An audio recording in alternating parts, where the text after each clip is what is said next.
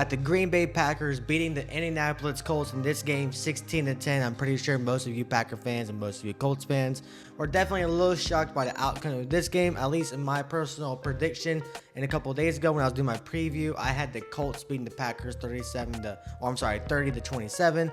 This game I thought was going to be complete high scoring games. I thought both offenses were going to be really balling out, but it was completely vice versa.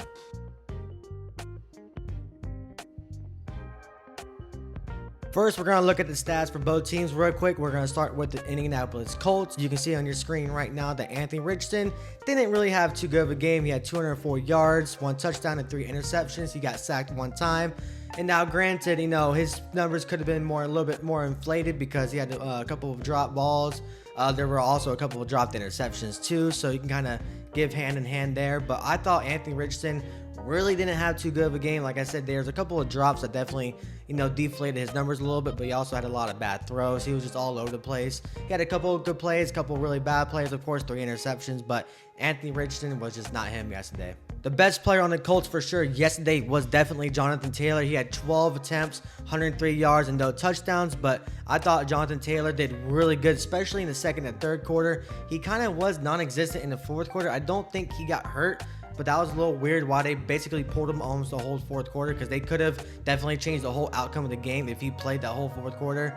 But yeah, he had a really solid game yesterday. Their leading receiver was Alec Pierce with 5 receptions, 56 yards, and a touchdown. And Jonathan Taylor was their second best wide receiver with 32 yards. So Jonathan Taylor overall had a really, really good game. But this Colts offense was completely stagnant for the first half. They had 0 points. They had a couple of first downs. They had Anthony Richardson already had 2 interceptions, or maybe even 1 at that point during halftime. This Colts offense was not it. I will say the offensive line, just like I said in the pregame show, that the offensive line was going to be a huge factor, and they did really good. They didn't give up, too much sacks. They only gave up 1 sack. Had a really good run game, at least in the second half, but just besides the offensive line, if it wasn't for the offensive line, they probably wouldn't even scored any points at all. Now moving over to the Packers side of the ball, Malik Willis, the biggest question of the week was how is he going to play, because whenever he played, the questions was like, is he going to be good? Is he even throw a touchdown pass? And well, he certainly did. He went 12 for 14, 122 yards and a touchdown with a rating of 120 something. I can't see on my screen right now, but dude, he was basically perfect. And now, granted, he really didn't go down the field a lot. There was a lot of running plays, literally, we'll talk about in a second. But whenever he did throw the ball, he didn't make any mistakes. And that's the biggest question that we had, like I was just saying a second ago. And I could not be any more happier with him. I thought he did perfect. He didn't really have a lot of bad throws, no bad decisions. He ran out of the pocket a lot. He had like 41 yards rushing. So I thought Malik Willis, against a good defense, so I would say a mediocre defense at best, but still, for his first time as a Packer, only been on the Packers organization for literally 3 to 4 weeks, so he's completely brand new to the system and all that. I thought he did really good. Speaking of really good, holy camole, Josh Jacobs, have yourself a day. 32 carries, 151 yards. And the first half, he had like 120 yards, but then the second half, all the Colts did was blitz, because they knew the Packers were going to run. So the second half wasn't really too effective for Josh Jacobs, but man, this Packers offense was humming in the first half, especially the rush game, of course. 261 yards again, 234 in the first half, bro.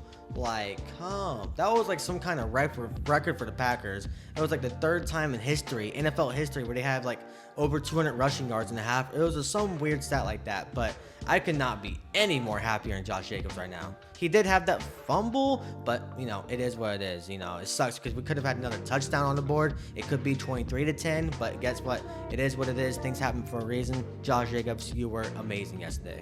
Now, due to the fact that the Packers were running the ball literally 85% of the game, the wide receivers didn't have a really good game. He had Romeo, who had a really good catch late in the third quarter against the Colts. He had 62 yards overall. Dontavion Wicks had that touchdown, 26 yards. But like I said, this offense for pass game was irrelevant because Christian Watson, I don't even think had a target. Jaden Reed only had a couple of catches. So again, we knew the game plan going into the Colts game was the Packers were going to run, but they even did more than I anticipated because literally, like I said, 56 attempts on the ground, bro.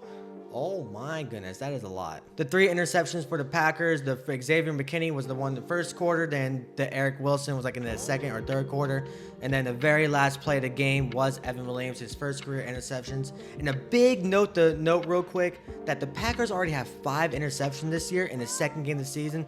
Last year we had only 7 total in 17 games. That is a big difference. Granted, the run game still is a little questionable, but we're at least creating turnovers left and right, and that is beautiful to see. With Jalen Hurts and Anthony Richardson, 2 really good quarterbacks, mobile quarterbacks, I cannot be any happier. And what's even crazier is that, like I said, it felt like the Packers had the ball the whole game. They quite literally did. 40 minutes of time possession compared to the Colts 20 minutes. I mean, it's usually like 35, 25, 37, 23, something like that. But 40, 20 is a big difference. And again, it was crazy that this game was so close because overall, it felt like the Packers had this game in the bag literally the whole entire game until the last 2 minutes of the game. And it sucks because the score could have been higher for both, of course, because we also had that missed field goal too by Braden, which it is what it is. He kicked 3 field goals. I can't be too mad. He also made the extra point, so I'm not going to blame the kicker at all. But this score definitely could have been more inflated if the Packers, were a little bit more efficient in the passing game. And again, he wasn't bad at all. I mean, he went 12 for 14 with a touchdown, so he did good, but I just felt like the Packers were definitely a little bit too conservative.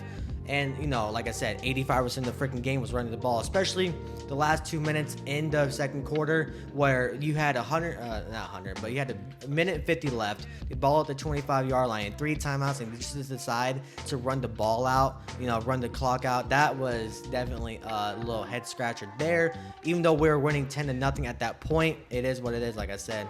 The game plan was a little bit weird for the Packers. I'm not really used to seeing this because we're usually an airborne ball team, always passing the ball, etc. But again, a win is a win. It looked a little funky. It wasn't nasty or anything. Defense played great. Offense didn't create any turnovers. You cannot be any more happier, especially with Jordan Love missing the game. I don't think he's going to be playing next week against the Titans, but I do think he probably will play against the 2-0 Minnesota Vikings. But that wraps up this video. If you do like it, hit that like button and comment down below your biggest reaction to the game, what confused you the most, what surprised you the most, etc. But I'm out of here. Deuces.